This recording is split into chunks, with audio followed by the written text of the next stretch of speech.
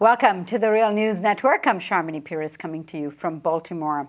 Donald Trump has been making headlines for his outrageous statements on immigration, healthcare, and gun control, among other domestic issues.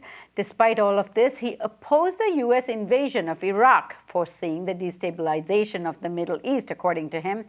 With the current situation in the Middle East, Trump says that he is not opposed to Russia playing a role in fighting ISIS and is taking a more reasonable position on Assad. Joining us now to further discuss all of this is Larry Wilkerson. He is the former chief of staff for the U.S. Secretary of State Colin Powell and currently an adjunct professor for government at the College of William and Mary. Thank you so much for joining us, Larry. Thanks for having me, Sharmini. So, Larry, first of all, this is a bit odd given Trump's other positions on things. So why is Trump having what I would consider a more reasonable policy when it comes to the Middle East? If he's being practical, he's shaping himself up and his positions along with it for the general election, if there's any possibility that he might be there and be the Republican candidate. He has gone all over the map. I mean, in 1999, for example, I remember him saying he was a big supporter of the embargo on Cuba. He even said he made a decision between human rights and making big money in Cuba, and he came down on the side of human rights. Now he's saying the policy's not all that bad, that the deal was bad, but the policy's not all that bad, closer relations with Cuba. Well, there wasn't any deal. It was just a fact that we finally did what we should have done for about 20 years. We recognized that Cuba was not the country it was during the Cold War and that we needed to have closer relations. And then there's more serious issues, like where he said things about ISIS and Syria that I would disagree with. And on the other hand, he said things that I would agree with. And his position now that the Iraq war was a disaster, the 2003 war, is absolutely spot on. It unleashed the forces that we're having to deal with in Southwest Asia, the Middle East, today. So one doesn't know where Trump stands, as you sort of pointed out with your question. Now, of course, he's a worldly businessman. He travels, he has dealings in Russia, and I understand even reaching out to corners of the world that normally our candidates don't. Do you think that has something to do with his open-mindedness when it comes to dealing with international issues? I like to think with regard to Russia in particular that it's not just his open-mindedness, which I hope is there, or his business interests, which I know are there, but it's the strategic reality of the situation.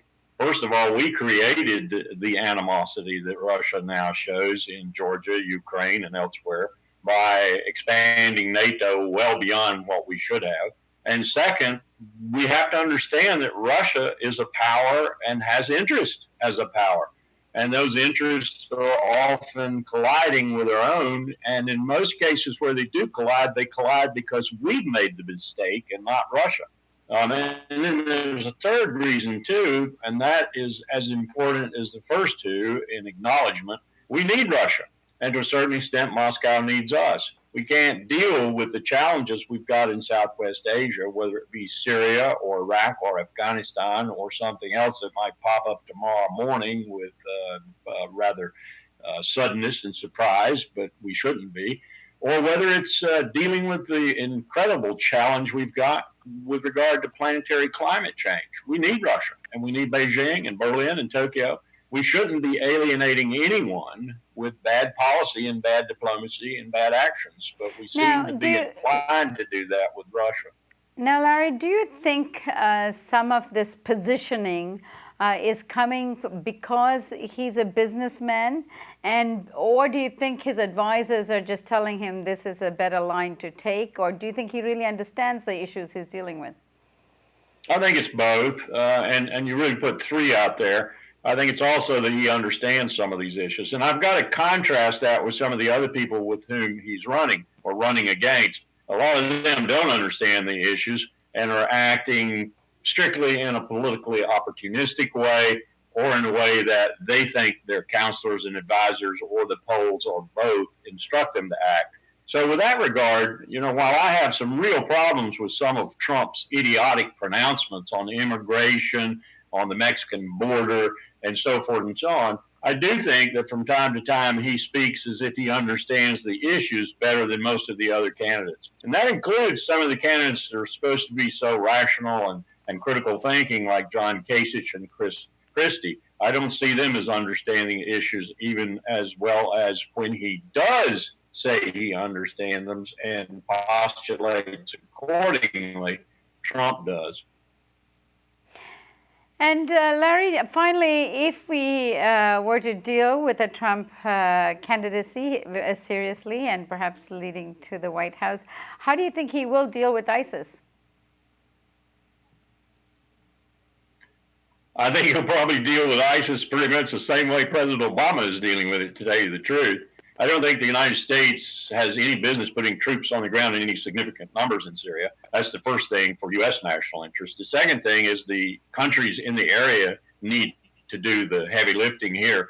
I've pointed out many times there are almost 4.5 million troops in the countries in the region, and 4.5 million troops can't handle 25, 30,000 ISIS fighters. Come on, give me a break. Something's wrong with the math there. Something's wrong with the politics there. And you've got to get Saudi Arabia and others of Saudi ilk from funding people and arming people and so forth.